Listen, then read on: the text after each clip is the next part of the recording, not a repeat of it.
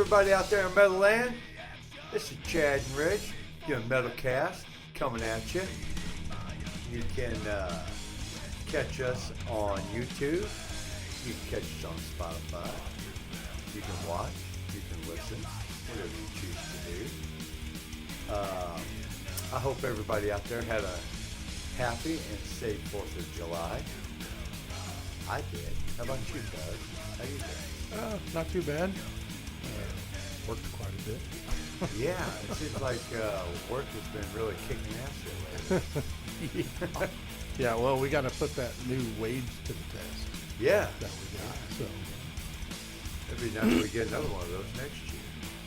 Yeah, well, from what I understand, they've already said we're getting 3% next year. Yeah. So, which that's, better than nothing. Right. Exactly, yeah. We're moving up. Yeah, a little bit. So, but yeah, you guys can email us or whatever with anything at mymetalcast@yahoo.com. That's right, yeah. And this is our Def Leppard episode. Right, yeah. Which I was really looking forward to. I think I look forward to all of them. Yeah. Because, it's just fun talking about, all the different artists and music, bands, music. What's going out there in the fucking music world? Yeah, I do have some rock news.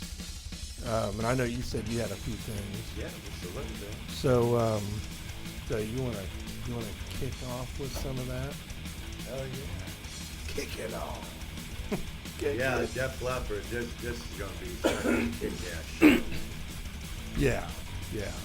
They're always been a big thing. Oh, brother, tons of music scene. Oh, yeah. So, yeah, Wolfgang is making rock news. He's compiling ideas for his third album already. That's pretty cool. Yeah, I saw that. The dude's just awesome. Right, and he's just continuously kicking shit out. Yeah, and he's got a great band too. Mm-hmm. Everybody in the band's super talented. Right. So, I can't wait to hear his third album. I've been a fan ever since he started. Right. So, continuing the awesome Van Halen legacy. Yeah, he's just going to do nothing but great things. Oh yeah. Just super awesome. But what else you got? See, Sammy Hagar. He's taking Joe Satriani on. Bringing him onto his, what are they calling it? Oh, the Best of Both Worlds. The Best of All Worlds, yeah. The Best of All Worlds tour. Yeah, I saw some of their rehearsal footage. Oh, really? Yeah. Yeah. Yeah, they're doing pretty cool. Well, sounding pretty good. Just saw some snippets. Right. So, and they said it was just basically somebody to be the level that Eddie is, Yeah. Or was, Eddie was, Yeah, I think they had mentioned that either earlier this year, because I don't think it was last year. I don't remember exactly when they announced Joe was going to be in that spot. Mm-hmm. But, I couldn't imagine anybody else trying to do Eddie. Right. There are a lot of great guitar players that do the whole Eddie thing in Van Halen tribute bands, which they would have been cool. I'm sure they would have. Yeah. But they wouldn't be as seasoned as Joe. Mm-hmm. He's known him for a long time. He's been in the business for a long time. So I think it's great that he would be the one to take Eddie's place. Right. Not really take Eddie's place, but just step in to be there for for the whole experience. Mm-hmm. Right. I'd love to see it. Well, it's great that Sammy and the rest of the band they want that level of talent for the show. Instead of just stepping out and going, okay, well, we'll kind of pull this off. Sammy's like, we're going to pull this off. Yeah. Well, and then having good for him. And then having Jason Bonham on drums. Yeah. You know, he's a monster drummer. Yeah. He's an awesome drummer. And that will be at Deer Creek.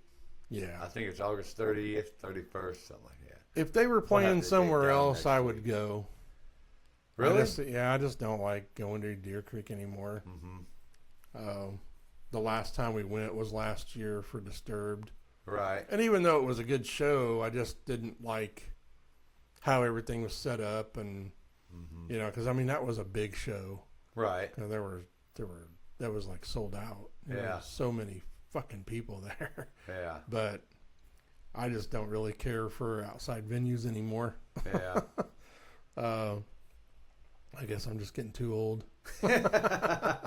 You're never too old to rock and roll. But I'd prefer to be inside.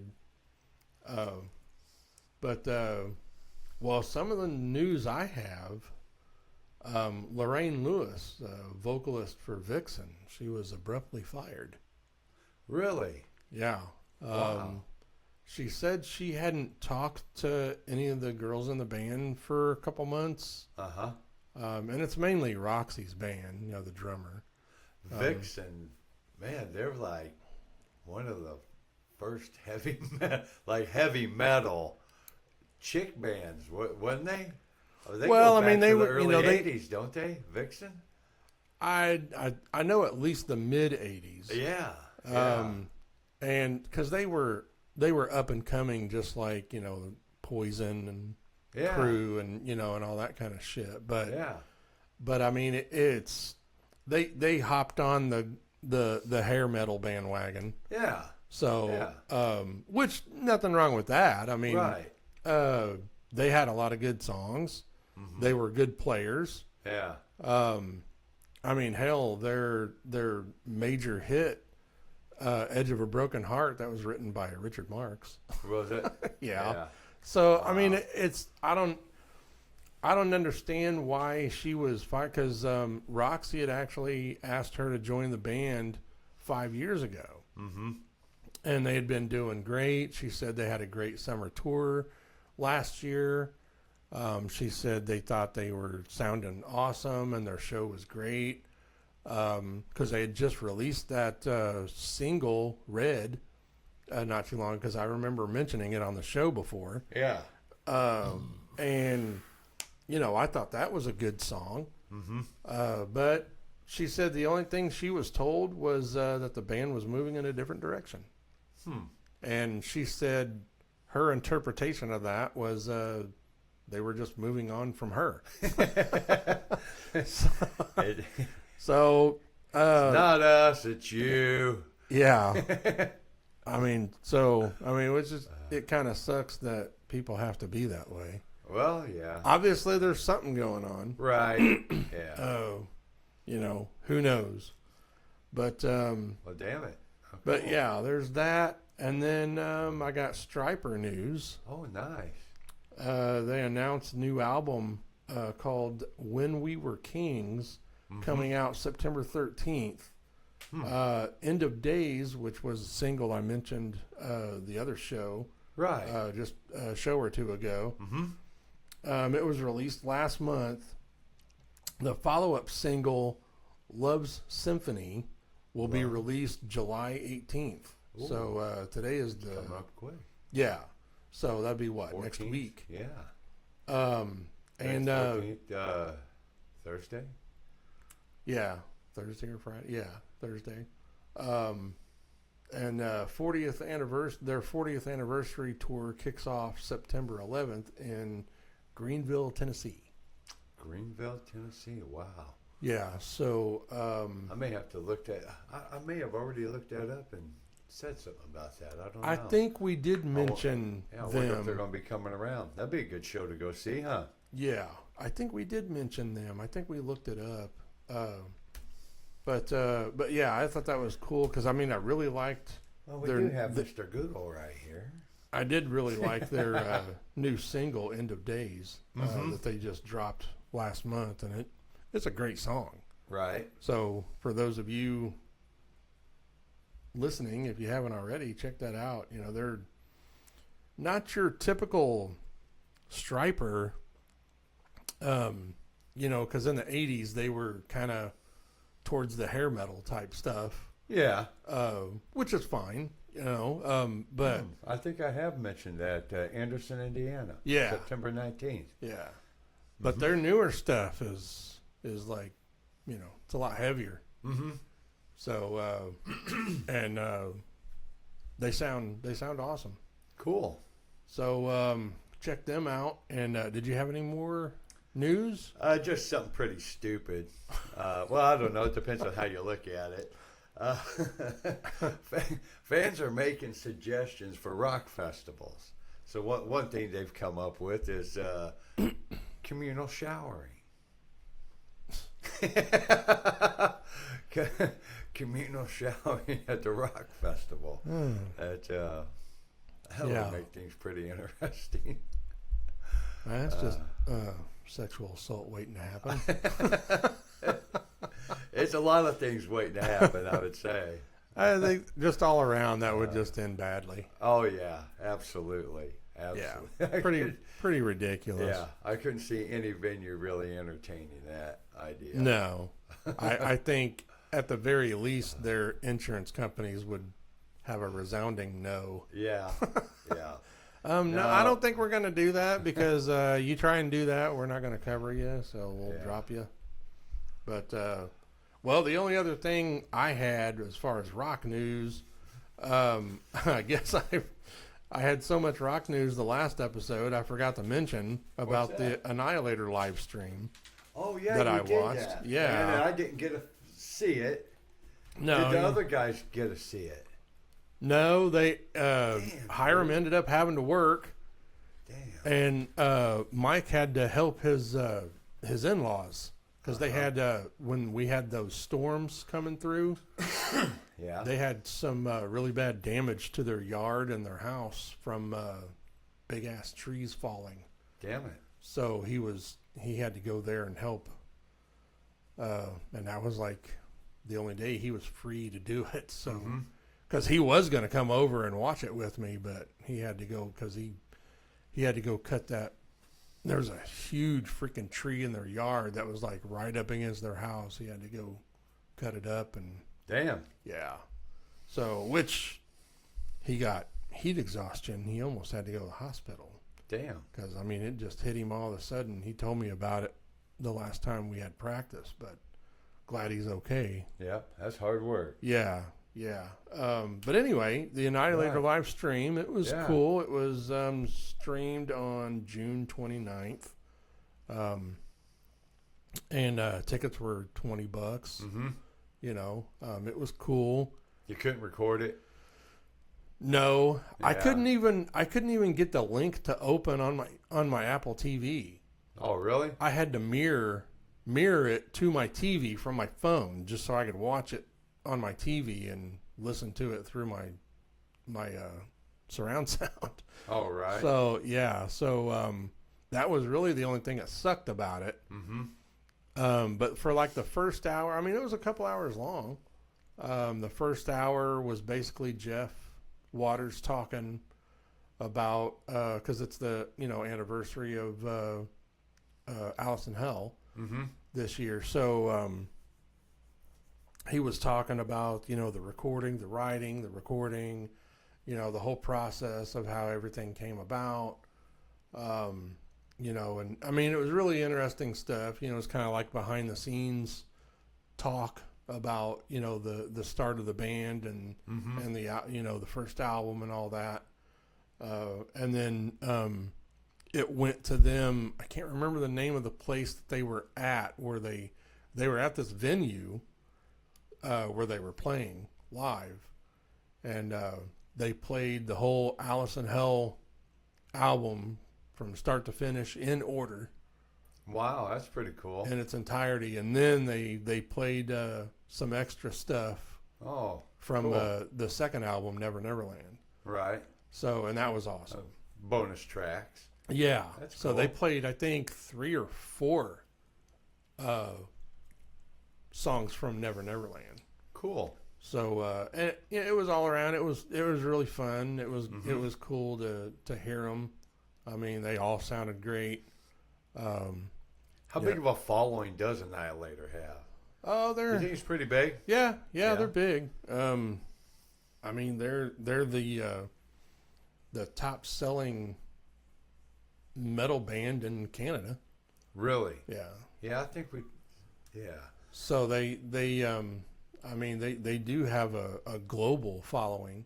Right. You know, like back in the day when, you know, I started listening to them in '89. Mm-hmm. So that was their first album. Right. And just by chance, you know, because of Dwayne, my brother, that's how I kind of heard about them. Sure. And because people didn't really know who they were back then, you know, unless you were deep into, you know, the metal scene. Right. Well, you had so much other stuff just overshadowing. Yeah, well, like the bigger bands, yes, you know, like Metallica, Megadeth, you know. Yep. But Testament actually took them on their first, I think, U.S. tour. Or no, I think it was just their first tour, period. And then the only time they ever toured the U.S. was in 91,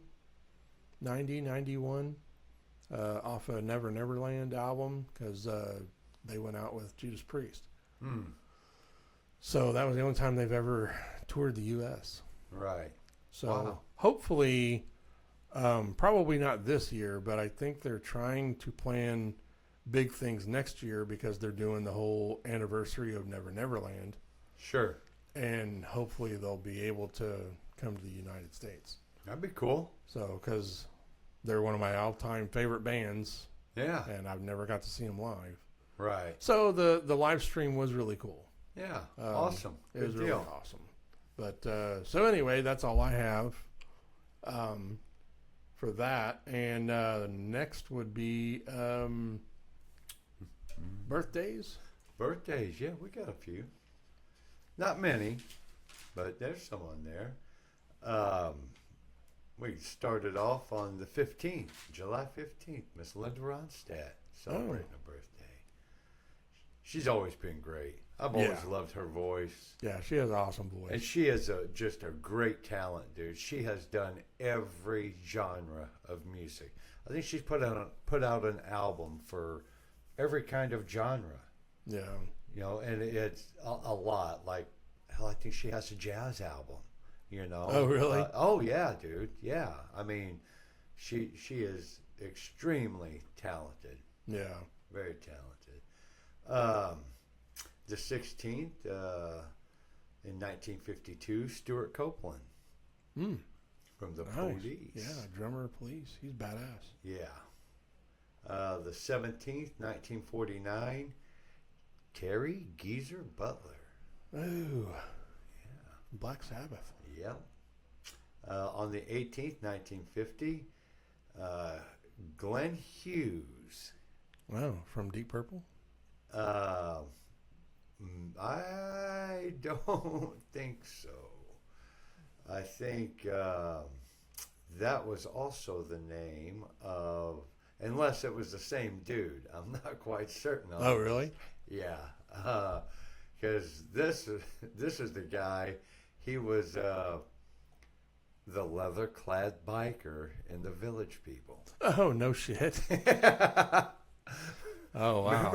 Remember we've done all the Village People? So, yeah. I can't remember how many. This is like number 4 or 5. We just did one recently, too. Yeah. It's like they're fucking back-to-back all the time. He's the leather-clad biker. That's the way they had it listed. The leather-clad biker from the Village People. Wow. Like, what the fuck? Yeah, when I hear Glenn Hughes, I think of... But that's crazy. Remember, we had that with Roger Taylor, the drummer of Duran Duran. Oh, yeah. Because Roger Taylor, when I hear Roger Taylor, I think of the drummer of Queen. Right. And I'm gonna pull this up real quick just to make sure my glasses weren't all fucked up. Oh, I'm sure you're right. Yeah. As I usually get it right. I don't miss them very much. But okay, so on the 19th, Brian May. Oh, nice. Yeah. Well, speaking of Queen. Yeah. And on the 20th would be one of the baddest rock and roll motherfuckers on the planet that I do know. That would be myself. I will be celebrating my birthday on the 20th, along with Miss Kim Carnes. Oh, nice. Yep. The 21st, 1922. This is going back a long ways. Yeah, that's right. Glenn Hughes, the leather-clad biker village people. Macho Man, they called him Macho Man. Yeah, right. That's funny. Yeah, the 21st, 1922, K-Star. And the only reason I put this down was because she did a song called Rock and Roll Waltz. And it was released, I can't remember when I looked that up, but it was like the 40s, 50s. And I did listen to it. Pretty unique song. But I think it basically talks about the kids watching their parents do this rock and roll waltz in the living room because they put their records on or some shit, the way the song went. It's pretty cool. Yeah. So, the 21st, 1948, Mr. Cat Stevens. On the 22nd, 1940, George Clinton. The 22nd, also 1947, Mr. Don Henley. The 23rd, 1945, Dino Danelli. I think that's how you pronounce his name. The drummer of the Rascals. Oh, okay. The 26th, 1943, Mr. Mick Jagger. The 26th, 1949, Roger Taylor. So, and we have a couple releases, historic releases for the month of July. AC/DC released Highway to Hell, July 27th, 1979. Cool. And Metallica had two, the first two albums. Kill 'Em All was on the 25th of July, and Ride the Lightning was on the 27th of July. 1983 was Kill 'Em All, 84 was Ride the Lightning. Cool. Yeah. Oh, yeah. Well, we can give a birthday shout out to Gary Goldwitzer, too, the singer of Wrath. Oh, yeah. Yeah, his birthday's today. Yeah, I think it's today. Yeah. Yeah, I've seen that. That's right. July 14th. Yeah, happy birthday, Gary. Yeah. Well, if you're done with that. Yes. We done. Our next, moving on to our next thing would be our Off the Rails. Off the Rails. Oh, yeah. Yeah, it's, let me pull it up here. Brad Paisley, country artist. I thought, it'd be good to give him a shout out because he's actually an awesome guitar player. And he is a Van Halen fan. Oh, is he? Yeah. Good. Yeah, there's a few years back, there's this young drummer, Avery. He goes by drummer Avery. He'd started playing. I mean, he was really young. He was like 6 or 7, maybe. He was on a talk show, and he was on there with Brad Paisley playing Hot for Teacher. Oh, for real? Yeah. Wow. So, and that's when I heard that Brad was a major Van Halen fan. Wow, that's cool. Yeah. So, but yeah, I mean, he's had 11 million albums. He's won 3 Grammys, 14 Academy of Country Music Awards. So many freaking awards that he's won. And he's been around a long time, hadn't he? Oh yeah, Brad Paisley. You've heard that name for a long time. Yeah, I mean let's see. It says he started around late 90s, like 98. But He's married to Kimberly Williams. She's an actress. Mm-hmm. She played the Steve Martin's daughter in Father of the Bride.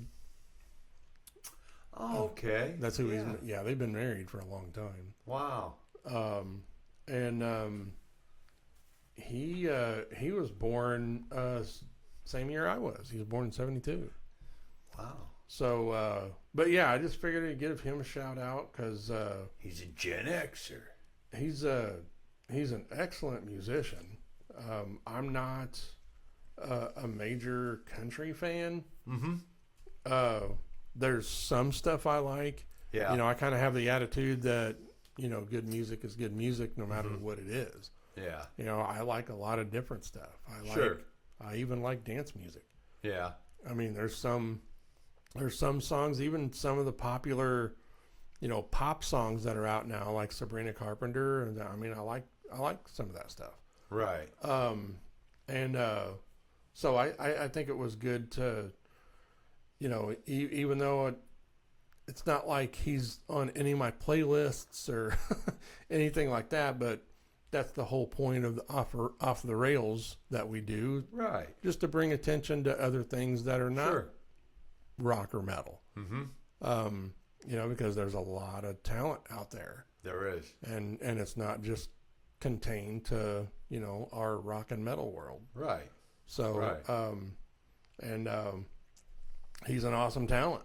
Yeah. You know, I recognize the talent. You know, you have to. Mm-hmm. You know, no matter whether you like the music or not. Right. He is talented, and he's a talented songwriter. Yeah. So that's our Off the Rails, Brad Paisley. You know, go check him out. Some country out. Yeah, check him out. Well, moving on to our spotlights. Spotlights. There we go. Yes. So what's your spotlight? As if I didn't know. Mine is, well, I didn't even know about it. I just happened to come across it. And it's called something Heavy Metal Parking Lot. Yeah. And documentary. I guess it's a real short type of thing. Yeah, I don't think it's very long from what I remember. You can watch it on YouTube. Yeah, yeah. But it is interesting, especially if you're a Gen Xer like us. Right, yes. You know, it'll definitely take you back in time. Right. You know, because, and it's before a big concert, right? Yeah, Judas Priest and Dokken. Yeah. Where the heck was it? Landover, Maryland, 1986. 86. Yeah, May of 1986. See, I saw Judas Priest in 86. Did you? Yeah. That's probably a pretty good show. Yeah, that was their turbo tour. Yeah. Yeah. And Dokken would have been kicking ass. They were my very first concert in 86. July of 86. Yeah, really? They opened up for Loverboy. Yeah.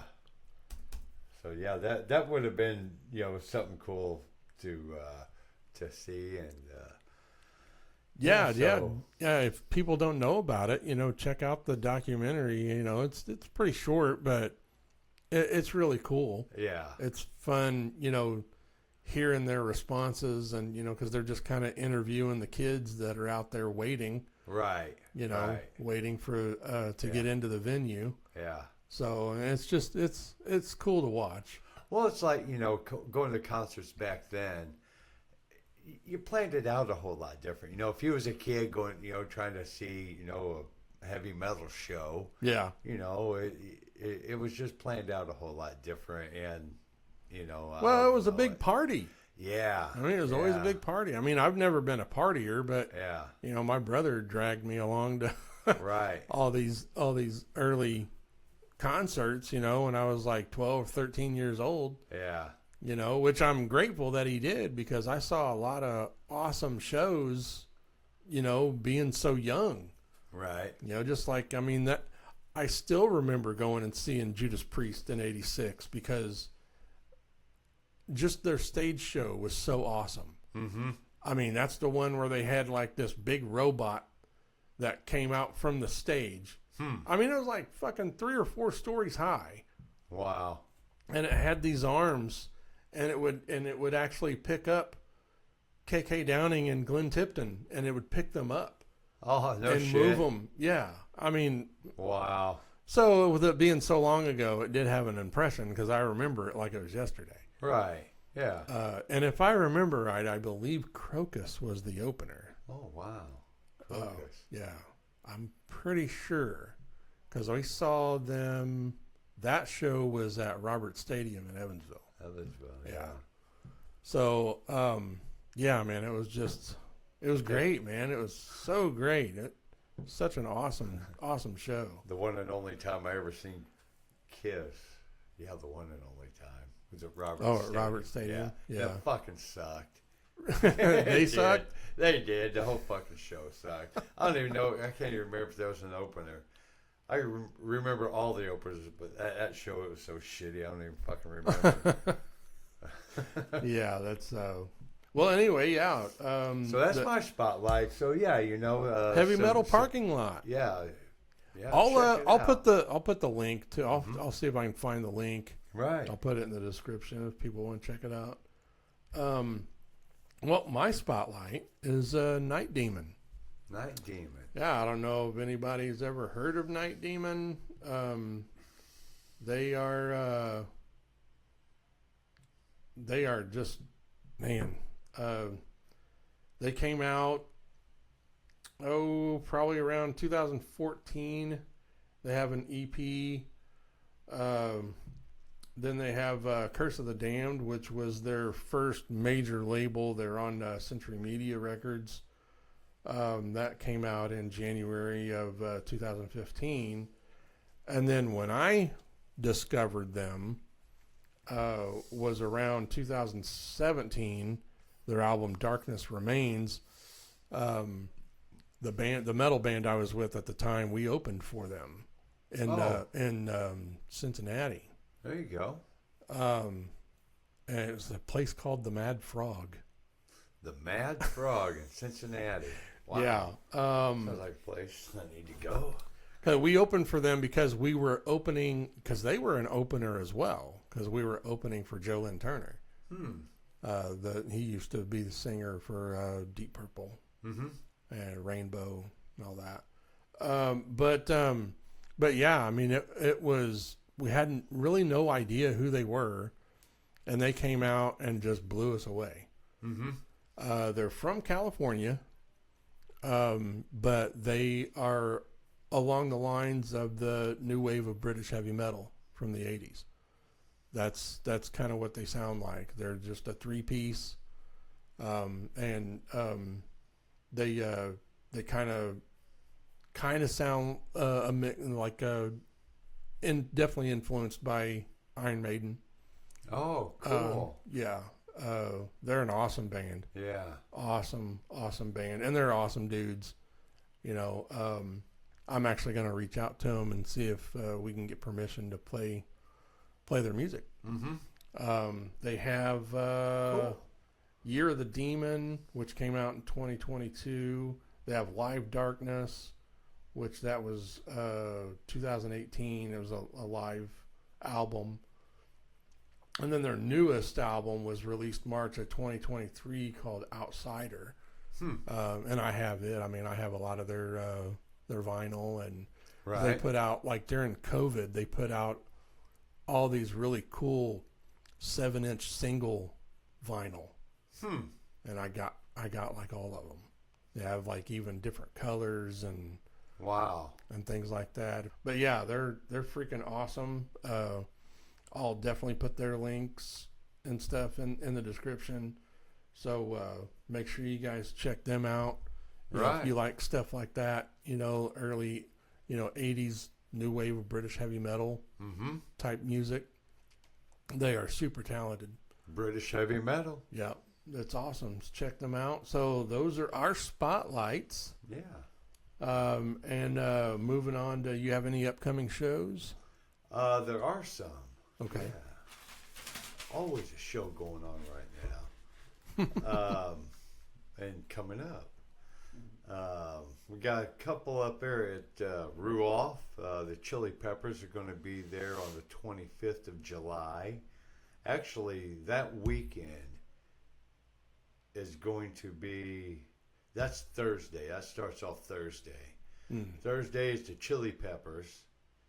Then Friday on the 26th, Sticks with Foreigner up there at Ruoff. Saturday is Alanis Morissette at Ruoff. So that weekend is going to be pretty happening up there at Ruoff. Bush is going to be over at Everwise August 4th. I think I've mentioned that, but it's okay to go ahead and keep everybody refreshed on what's coming around. Refresh everybody's memories. Absolutely. Slipknot is going to be at Ruoff on August 6th. I know you're a big Slipknot fan. Oh, yeah. You know it. Our good buddy Bob, all your Fed heads out there, coming up this coming weekend, the 19th, 20th, 21st, and the 22nd. The 19th is a Friday. He will be at Goldfinger Brewing in Downers Grove, Illinois. On the 20th, Niles Brewing in Niles, Michigan. The 21st, Sister Lakes Brewing in, I think it's Dowagiac, Michigan. Not quite certain how you say that. I don't know. And the 22nd, Brass Elk Brewing in Elkhart, Indiana. So Bob's going to be hopping around this weekend. Yeah. Keeping busy. Right. Making money. So that's about it for the shows. All right. Well, that leads us into our six shot. Oh, nice. Yeah. This is going to be interesting. This is, we do a MetalCast six shot, which is our leading into our featured artist, which is Def Leppard. Yeah. And I meant to say at the beginning, but this is our 20th episode. Ooh, number 20. Yeah. Oh. So, which it's been real fun. Yeah. So, Yeah. and that's the whole reason why, it's been a whole reason why we do it, Right. It's fun. Yeah. And, we get some listeners and watchers out there, that's cool. And hopefully we start to get a lot. Yeah. I mean, who don't want to hear this stuff? You know what Right. I mean, who doesn't want to see a couple of fucking cool ass dudes talking I about think rock I'm and metal? a pretty cool fucking guy. I think you're a pretty cool fucking guy. Well, yeah, man. I mean, we're both pretty damn cool. That's right. But anyway, our six shot is our 6 favorite songs by the featured artist. Mm-hmm. So, our 6 favorite songs of Def Leppard. Yeah. So, you want to kick off your number, and this is no particular order, and Rich and I don't tell each other what we pick beforehand. So, your number 1 is my number 1, and it probably could close to be my number 1 song anyways, is Too Late for Love. Okay. That's an awesome fucking tune. That almost made mine. Almost, but Almost, did not. it did not, but Oh, man. almost, because I do love that song. Yeah. Great song. Awesome song. Well, my first one is Bringing on the Heartache. Or Heartbreak, sorry. Bringing on the Heartbreak. Bringing on the Heartbreak. Yeah. From High and Dry from 81. Mm-hmm. I was torn between Too Late for Love and Bringing on the Heartbreak. Oh, really? I really was. Wow. Yeah.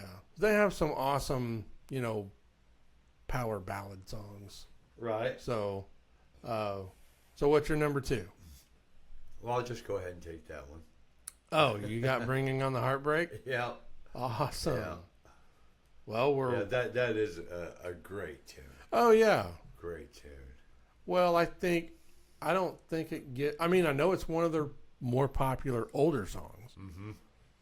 But I don't think it gets enough credit because it's just a very well written song. Yeah. And how it's arranged, and it's just a great song. Mm-hmm. So my second one is Rock Rock Till You Drop from Pyromania. Yeah. 83. Yeah. It's first track. but I think it's just great. I mean, it's a fun song. It's something, especially from the 80s, that, kids could just rock out to. And, I just think it's a awesome guitar riff. Right. It's got a great groove. And just a badass song. Yeah. So what's yours? Next one. My number 3 would be Rock Till You Drop. Oh, hell yeah. There we go. We're 2 for 3, right? That's right. Wow. That's right. I guess, okay, so my turn again is Foolin'. Pyromania, 83. Yeah. Had to put that on there. Had to. Mm-hmm. It's a great song. So what's your next? My next one would be Let It Go from High and Dry. That almost made mine too. I love that song. Yeah. That's like a great fucking song. It is. It really is. And I do want to kind of shout out before we move on from, with our list, but want to give a shout out to their first album. It is a really good first album. Mm-hmm. Absolutely. They had a lot of great songs on there. Mm-hmm. So that was On Through the Night. Yes. Yeah. Yeah. Great album. Yeah. So is it my turn? Mm-hmm. My next one is Tonight off Adrenalize. Oh, okay. From 92. I don't know what it is. I mean, I know it's like a real ballady song, but I love their vocal melodies on it. Sure. Their harmonies and stuff. I just think it's a great song. Mm-hmm. So, what's your next? My next is Hello America. Off On Through the Night. Oh, okay. Mm-hmm. Yeah, that's a good one. It is great fucking tune. Oh yeah, like you said, that first album really is put together very well. Yep. And it brought them a lot of notoriety to go into High and Dry. Oh yeah. I mean, they must have been doing a great job on that tour On Through the Night. So yeah, people really liked it. I think it's a great album too. Yeah. And that Hello America, yeah, that's pretty good one. Oh yeah. Well, my next one is Love Bites. Off of Hysteria. Yeah. 87. Yeah. I know it's unusual for me to have like a lot of ballady songs, but that's just a great song to me.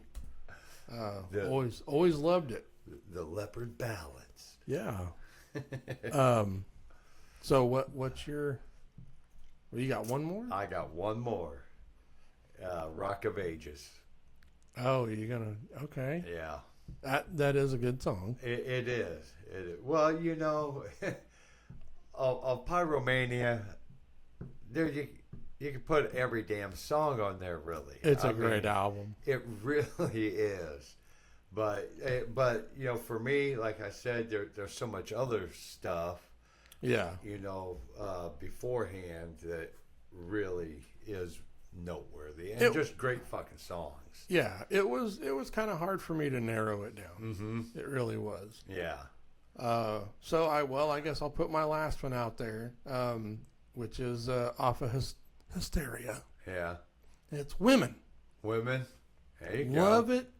Yeah. I don't know what it is about that song because that was supposed to be like their lead, very first single from the album. Uh-huh. I guess that's what the record label wanted. Yeah. They thought it was going to be, such a big song. Right. And it ended up not being a very big song. Yeah. But it's right up there with one of my absolute favorite songs. Oh, cool. I love that song. Yeah. So there's our sixth shot. Yeah. Well, it's two out of 6. Yeah. 2 out of 6 ain't bad. Right? So that leads us into our main topic. Def Leppard. Def Leppard. Yeah. And hey, you know what's got 9 arms and socks? Def Leppard. Def Leppard. Just kidding, folks. They, let's see, I got to their, oh, there it is. Yeah, I use that on people when I see them at rock shows with Def Leppard shirts on. And Right. I go, oh, you're such an asshole. And whatever, fuck you. Well, they were formed in '76 in Sheffield. Mm-hmm. You know, the main current members are Rick Savage bass, Joe Elliott vocals, Rick Allen on drums, Phil Collins guitar, and Vivian Campbell on guitar. Mm-hmm. Vivian Campbell, he replaced Steve Clark in '92. I believe it was 90. Yeah, '92. After Steve Clark passed away, and they were part of the new wave of British heavy metal in the early '80s. Mm-hmm. Kind of went a little bit more pop rock with their stuff, because I wouldn't really consider them, you know, like their earlier stuff. Yeah, they could be considered new wave of British heavy metal, but Yeah. you know, they don't have the same. It's not the same caliber as, like, you know, Judas Priest or Right. Iron Maiden. You know, Right, bands yeah. like that. Right. So, but they, whoa, what was that? 76. Where was? Oh yeah, had Pete Willis. He was on guitar. Mm-hmm. He's like one of the original members, but he ended up getting fired due to his alcohol consumption. I think they had started off with a name. What was it? Atomic. Oh, I saw that. Mm-hmm. Where is that? Oh, Atomic Mass. Atomic Mass. Yeah, they were that for a couple of years, maybe a year, 76 to 77. And Pete Willis, he was part of that. Yeah. They went by Chemical Reactor. And then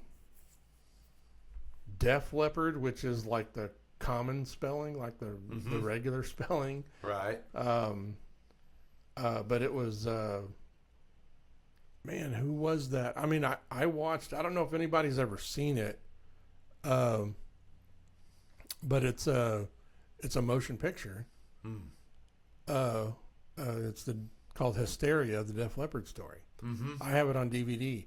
It's a great movie. Really? It's a great movie. And it you know, it tells their story from when they formed all the way through the early 90s when Steve Clark passed. Right. So and up to that point. But yeah, it's an awesome movie. So if you guys ever get a chance, you know, check that out, because it's a great movie. That's cool. And I've been a major Def Leppard fan for a long time. I remember they were one of the early rock bands that I was turned on to by Dwayne, my brother. Right. So I remember he had Pyromania on cassette. Mm-hmm. And, you know, I was probably 11, maybe 10 or 11. Right. Listening to that. Yeah. And always thought it was a great album. Oh, yeah. I thought they were just, you know, a great band. Joe Elliott has a great voice. Mm-hmm. Oh, yeah. Yeah, well, Pyromania is a great album. It was, I can't remember if I had High and Dry or Pyromania first, but Pyromania, I remember just wearing it out. Right. Wearing it out. Right. In the Walkman. Oh, yeah. Yeah. Full blast in the Walkman. Yep. You know, most time it was either If You Want Blood, You've Got It or Pyromania. Yeah. blasting. Oh, yeah. Well, they've had 12 studio albums, 4 live albums, 6 compilation albums, 2 extended plays. They have sold over 100 million records worldwide. Yeah. Making them one of the best-selling music artists of all time. Yeah. They've had 11 video albums, 45 music videos, and 60 singles. Yeah. So they're that's a hell of a list. Yeah, super successful. They've had one number one hit, only one. Yeah, that's crazy to me. It is. You know what it was? Pour Some Sugar on Me? No. No. Was it off Hysteria? It was off Hysteria. Was it Love Bites? It was Love Bites. Was it? Yeah. Well, I mean, you know, and I mean, I do have an interesting story. In the mid-'90s, I don't know if I've ever told you this, but in the mid-'90s, I was in a Texas blues band. Mm-hmm. Texas blues style, you know, so like kind of Stevie Ray Vaughan style blues. And really awesome band. It was fun. I started playing blues in the mid-'90s, and we got together around 96, and it was just really fun. We actually gained some momentum. Mm-hmm. We were being played on local radio stations here in Columbus. We were being played on WTTS 92.3 in Bloomington. Cool. We had our CD. When we put our CD out, we had our CD in jukeboxes at bars and places and shit. And at that time, I was actually making a living at playing. Mm-hmm. And we were playing out so much. That's about all I was doing. I was making good money just playing music. Right. We gained some momentum. We met a guy. His name's Dave Brown. He became a really good friend of the band, and he was a computer genius. He built custom computers, and he actually built. So, like I said, this is '96, so it was just at the start of the internet. Right. And he built us a website. And we got, I mean, the website won awards. It was one of the first, when you go to the website, it automatically started playing our music. And that wasn't a thing then. Right. You know, he was a very smart dude. Yeah. And we were getting played on the radio by the original bass player of the Guess Who. He had a radio show in Canada. We were able to do a lot of cool things. But Dave Brown himself had a really cool music history. For one, his first cousin was Danny Joe Brown, the original singer of Molly Hatchet. Oh, really? Yeah. Wow. When he was younger, in the 70s, he ran sound for the English band Slade, the rock band Slade. Yeah. And that's where, Quiet Riot's Come On Feel the Noise and Mama We're All Crazy Now. Those are Slade songs. Slade songs, yeah. Their manager was Chaz Chandler. He was the original bass player of the Animals. Mm-hmm. And he was the one that also managed and discovered Jimi Hendrix. And so he was Slade's manager, and Dave was their sound guy. And he toured with them. He said one day, I mean, he'd tell me all these crazy stories from when he was touring with Slade. Like one real quick was they got invited to this big party, and it ended up, it was at Paul McCartney's house. Oh, wow. Bon Scott was there. Angus Young was there. Nice. All these major fucking music legends were there, and I mean, he was just hanging out, partying with them. That's cool. Yeah. But then anyway, they were playing this one big show in England, and Chaz Chandler came up to Dave, and he was like, "Oh, hey, you know, make sure you have everything good for the sound, especially tonight." He goes, "I got these young kids opening up for Slade," and he goes, "These guys are going to be somebody big," and it was Def Leppard. Wow. Yeah. They were just still kids, you know. Yeah. They didn't have a record contract yet, nothing. They were just starting out. So I thought that was cool. Yeah. Yeah, I remember him telling me that These story. guys are going to be big. And he was right. Yeah. He was right. That's cool. Yeah. So yeah, shout out to Dave. I mean, I'm sure he's not loud. I think he lives in Arizona now, but he's a great dude, and he's a really smart guy, and he had a lot of awesome stories. Yeah. So yeah, it was really cool. But like I said, I've always been a big fan of them. What's your earliest memory of? Do you remember when you first heard them? Oh, I don't think so. I don't know. It had to have been on MTV. I mean, MTV. you know, yeah. And yeah, I remember, you know, immediately liking them. Yeah. You know, wow, this is great stuff. Well, they had that one really early video that MTV would show, "Me and My Wine," Yeah. because that was a really early Leopard song. And they were my first concert. My very first one was Def Leppard. I don't remember who opened for them, but yeah, it was the Allstate Arena, Rosemont, Illinois, just right outside of Chicago. Troy Ferrero, he had an extra ticket, and I had the vehicle. He had the ticket. Oh, nice. He's like, "You want to go?" I said, "Well, fuck yeah, all right." What year was that? It was 88. It was Oh, Hysteria. Yeah. It was, they had, I think the stage spun. It turned. Mm-hmm. And, you know, it was, you know, right after, you know, their first thing they done, you know, after the accident. Yeah, after Rick Allen. Yep. Yeah. So, yeah, it was pretty cool.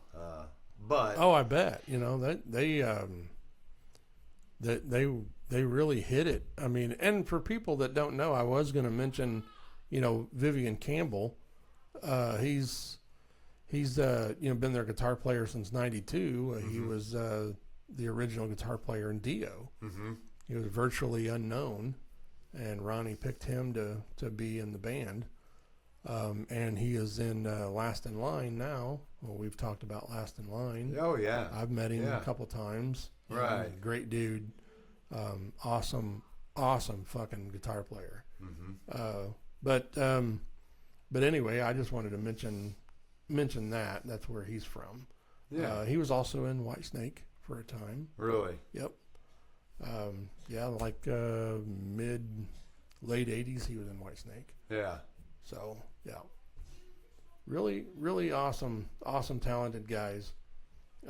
Like I said, I guess my first would be, I was like 10 or 11 because I remember Dwayne having Pyromania, the cassette tape. So, yeah. As soon as I heard him, I was definitely a fan. Right. I've had so many awesome songs. So that's just, you know, they're awesome. Mm-hmm. Can't say enough about them. Right. I mean, I have a lot of respect for Rick Allen. You know, I mean, he lost his arm, and due to his determination, he after his accident, he ingeniously came up with a way to play the fucking drums. Yeah, I mean, he was sitting, and that's why if nobody's ever seen it, look at that. Go find that movie. Hysteria. Yeah, Hysteria, the Def Leppard story. It even goes through his accident. I mean, and what did Weird it was fucking the accident. What did it was the fucking seatbelt. The seatbelt when it came and fucking took his arm. I think I remember hearing that. Yeah, because he was, and it was a car accident. Yeah. With he said there was a Alfa Romeo that was pissing him off. Mm-hmm. He would like ride his ass, and then because his girlfriend was with him, he was riding his ass, and then he'd let him, he'd say, okay, you can pass. Well, the guy would pass, then he would slow down, and then he wouldn't let him pass. And it was like really pissing him off. Mm-hmm. And from what I understand, still to this day, they'd have no idea who that person in the Alfa Romeo was. No way. Yeah.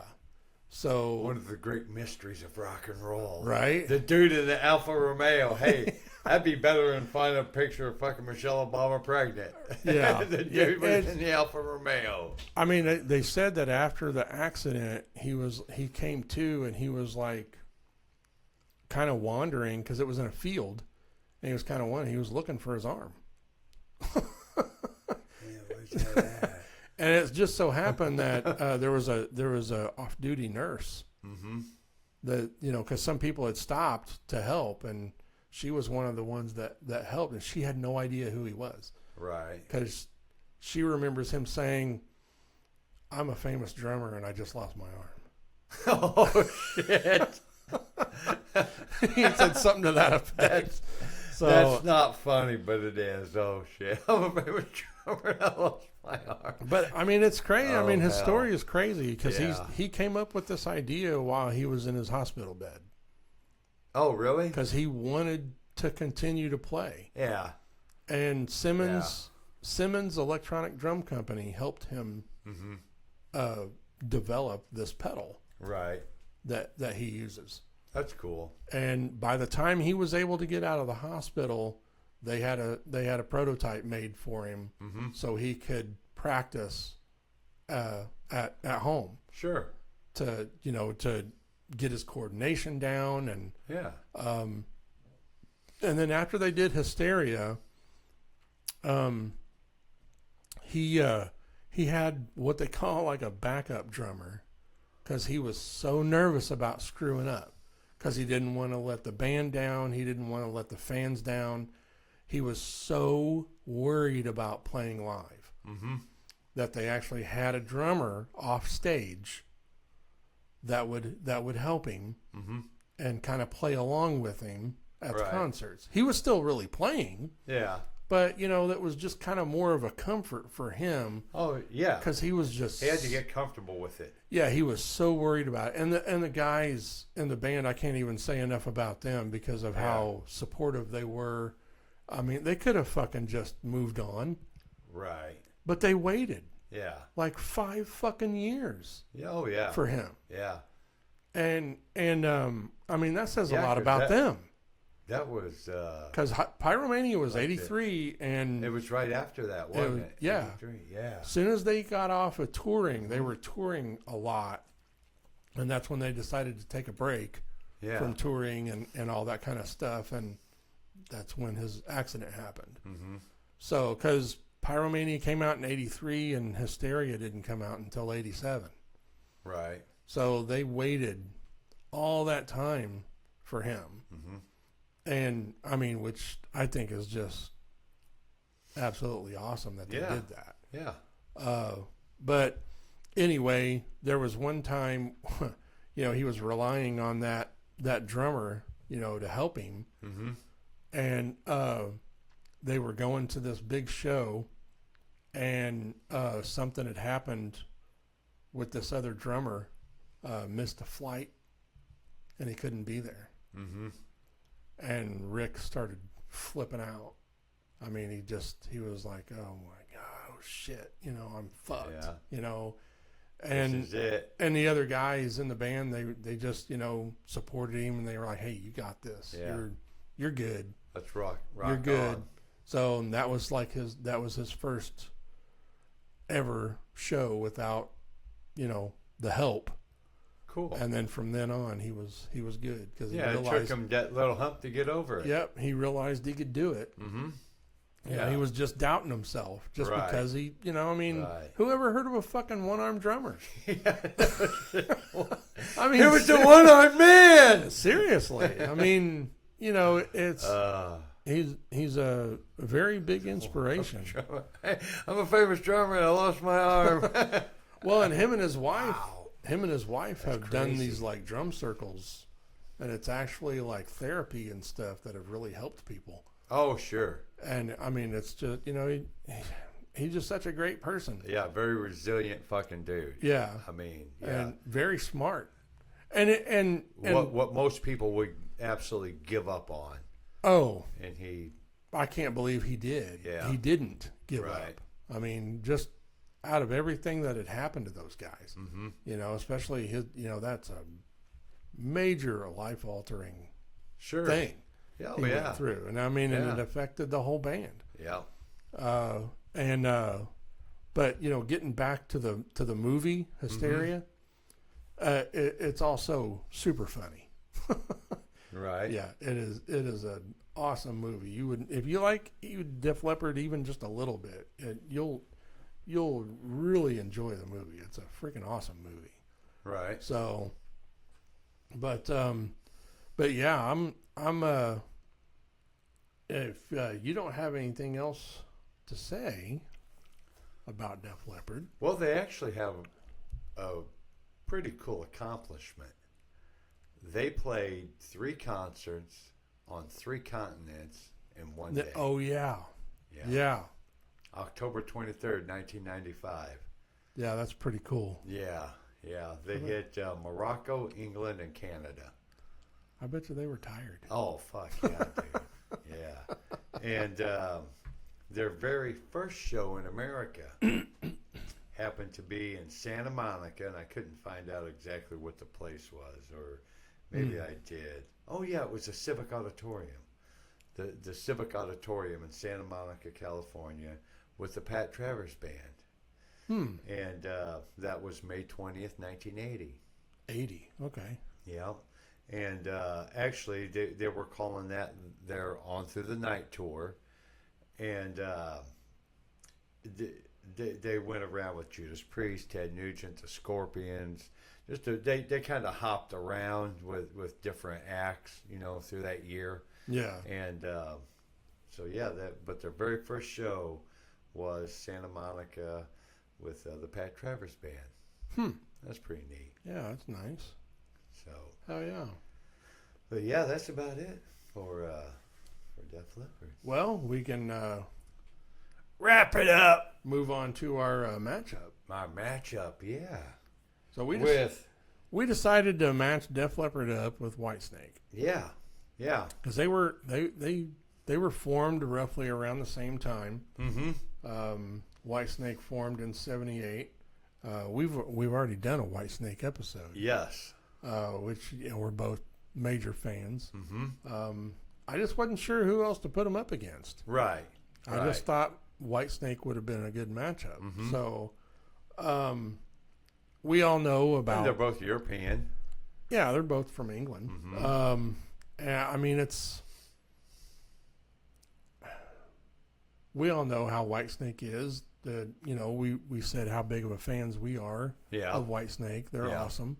And Vivian Campbell was even in Whitesnake at one time. Mm-hmm. But to choose, that's what the whole purpose of the matchup The is. matchup. I would probably have to lean more towards Def Leppard. I'm thinking the same thing myself. I love Coverdale's voice Yep. more than Elliott, but the band as a whole, well, for one, Def Leppard has standed the test. Whitesnake really has not.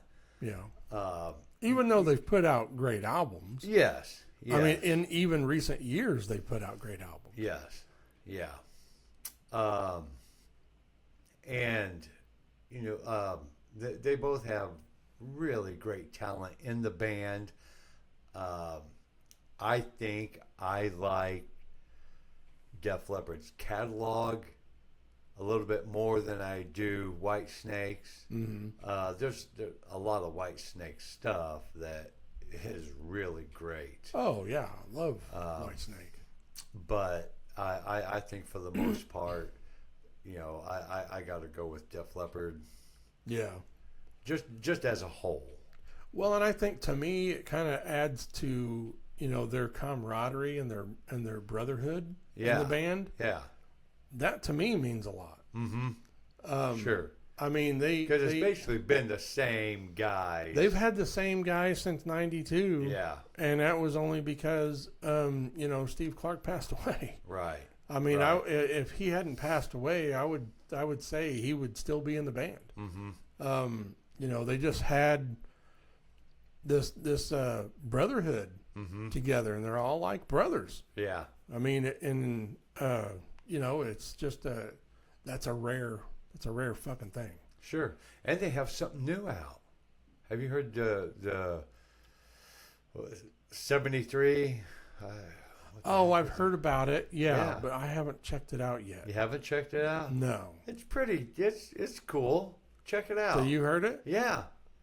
I did. I listened to it. I need to check it out. Yeah. Very cool. I didn't have the time to get to that before we recorded this. So, but yeah, I mean, and like we said, nothing against Whitesnake at all. Yep. They're great talent. They have a great catalog.